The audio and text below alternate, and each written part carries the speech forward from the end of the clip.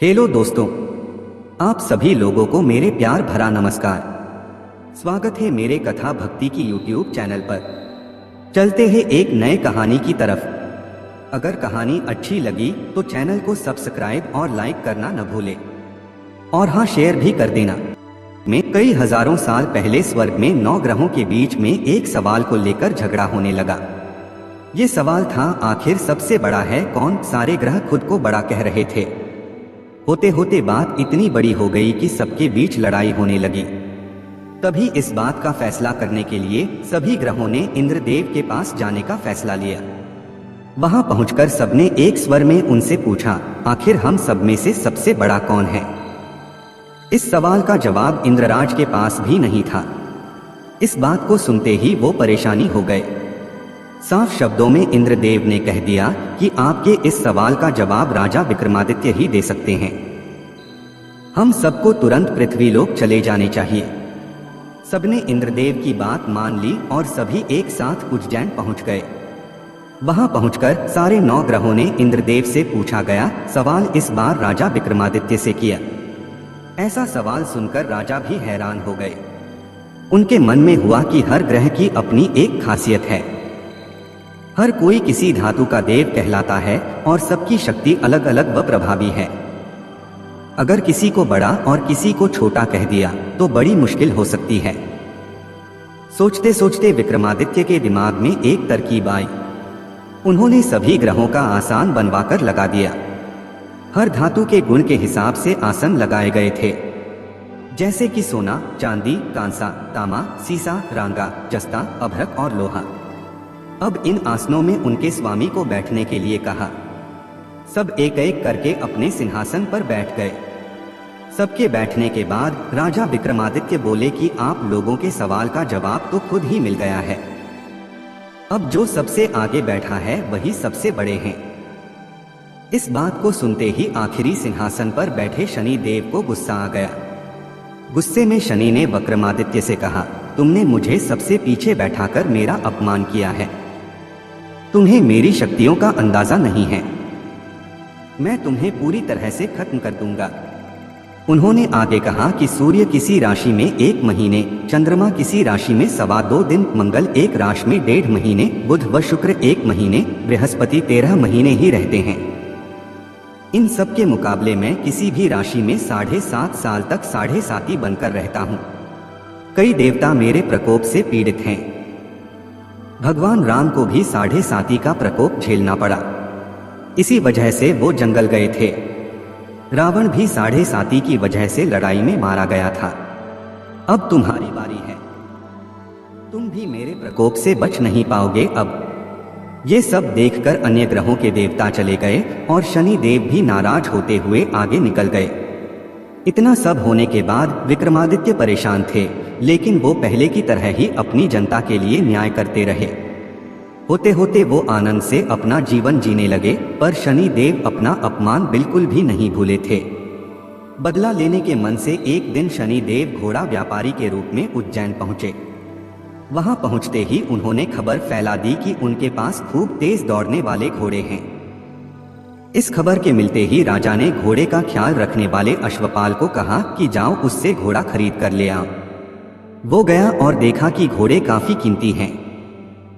फिर विक्रमादित्य खुद गए और एक ताकतवर घोड़ा पसंद कर लिया।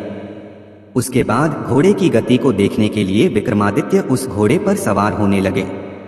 तभी घोड़ा हवा में तेजी से दौड़ा और राजा को जंगल ले जाकर छोड़ दिया। जंगल से राजा अपने नगर वापस आने का रास्ता ढूंढने लगे। उन्होंने कई घंटों तक रास्ता ढूंढा, लेकिन उन्हें रास्ता नहीं मिला और वो भूख प्यास से तड़पने लगे। कुछ ही देर में उन्हें एक चरवाहा दिखा। उससे राजा ने पानी मांगकर पी लिया और पानी के बदले में उसे अपनी सोने की अंगूठी दे दी। उसके बाद राजा रास्ता पूछते हुए एक नगर पहुंचे। वहां सामने ही राजा को एक सेठ की दुकान दिखी। वो कुछ देर के लिए वहां बैठकर उस सेठ से बातें करने लगे। उसी वक्त सेठ की दुकान की चीजें बहुत तेजी से बिकने लगी। सेठ को लगा कि राजा उसके लिए भाग्यशाली है, इसलिए वो उन्हें अपने घर खाना खिलाने के लिए ले गया। घर पहुंचकर सेठ कुछ देर के लिए राजा को एक कमरे में छोड़कर बाहर गया। वहां राजा ने एक खूंटी पर हीरे का हार लटका हुआ देखा। तभी एक घंटी बजी और देखते ही देखते खूंटी ने उस हार को निगल लिया। ये सब देखने के बाद राजा बड़ा हैरान हुए। कुछ देर बाद सेठ वहां आया तो उसे वो हार नहीं दिखा। तभी उसे विक्रमादित्य पर हार चोरी करने का शक हुआ। सेठ ने इसकी शिकायत उस नगर के राजा को कर दी। सैनिक विक्रमादित्य को जंजीर में जकड़कर उस राज्य के राजा के पास लेकर गए। राजा ने विक्रमादित्य से पूछा, वो हार कहाँ है? उन्होंने जवाब दिया, उसे वहां की खूंटी निगल गई जिसमें वो हार टंगा हुआ था। इस बात को सुनते ही राजा गुस्से से लाल हो गए।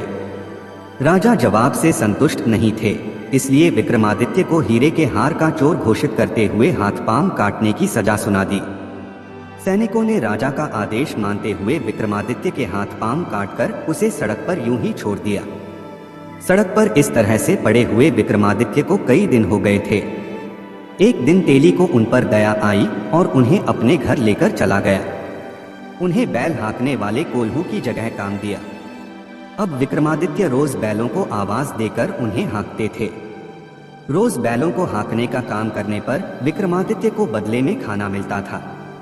इसी तरह होते होते 7.5 साल बीत गए। 7.5 साल बाद जब 7.5 खत्म हुई तो वर्षा ऋतु शुरू हो गई। विक्रमादित्य एक रात बादल और बारिश के राग वाला गाना जोर जोर से गा रहे थे। तभी उस नगर की राजकुमारी पास से ही गुजर रही थी। उसने वो गाना सुना और दासी को कहा कि पता लगाओ वो कौन है। दासी ने ठीक वैसा ही किया। वो कुछ देर बाद लौटकर आई और कहा कि वो एक राजा है जिसे हीरे का हार चुराने की सजा के रूप में अपंग कर दिया गया है। राजकुमारी को उसका बादल बारिश के राग वाला गाना खूब पसंद आया था, इसलिए उसने अपंग राजा से शादी करने का फैसला लिया। इस बारे में जब राजकुमारी ने अपने माँ बाप को बताया तो उन्होंने इस रिश्ते से इनकार कर दिया। विक्रमादित्य के संगीत पर मोहित उस राजकुमारी ने जिद पकड़ ली कि वो शादी करेगी तो विक्रमादित्य से ही, वरना वो अपने प्राण त्याग देगी। बेटी की जिद के आगे हारकर उन्होंने उसकी शादी विक्रमादित्य से करवा दी। शादी के बाद राजकुमारी भी विक्रमादित्य के साथ तेली के घर चली गई। विवाह की रात को ही विक्रमादित्य के सपने में शनिदेव आए और कहा कि अब तो तुम्हें मेरे प्रकोप का पता चल ही गया होगा। अपने दंड की सजा मैंने तुम्हें इस तरह से दी है। सपने में ही दुखी राजा ने शनिदेव से माफी मांगी और प्रार्थना करते हुए बोले, आपने मुझे जितना दुख दर्द दिया है उतनी किसी और को मत देना। विक्रमादित्य की प्रार्थना सुनकर शनिदेव को अच्छा लगा। उन्होंने सपने में ही उन्हें बताया कि जो भी इंसान मेरी पूजा करेगा, मुझ पर ही मन लगाकर ध्यान करेगा, मेरी कथा सुनेगा, चींटियों को आटा खिलाएगा, वो मेरे प्रकोप से हमेशा बचा रहेगा। साथ ही मैं उनके मनोरथ भी पूरे करूंगा। सपने में ये सब देखते ही विक्रमादित्य की नींद खुल गई और उनके हाथ पांव भी लौट आए थे। अपंगता से छुटकारा पाकर वो बहुत खुश हुए। उन्होंने मन से शनिदेव को धन्यवाद किया। इसके बाद विक्रमादित्य ने अपनी पत्नी को शनिदेव के प्रकोप की पूरी कहानी सुनाई।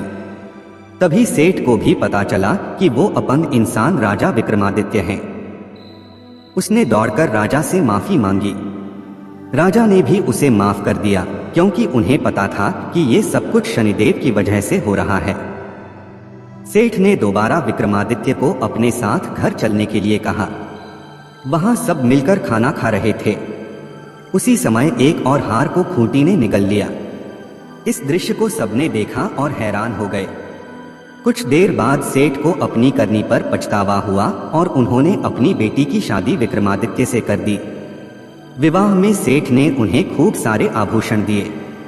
अब राजा विक्रमादित्य अपनी दोनों पत्नियों के साथ राज्य वापस पहुंचे। वहां धूमधाम से उनका स्वागत हुआ।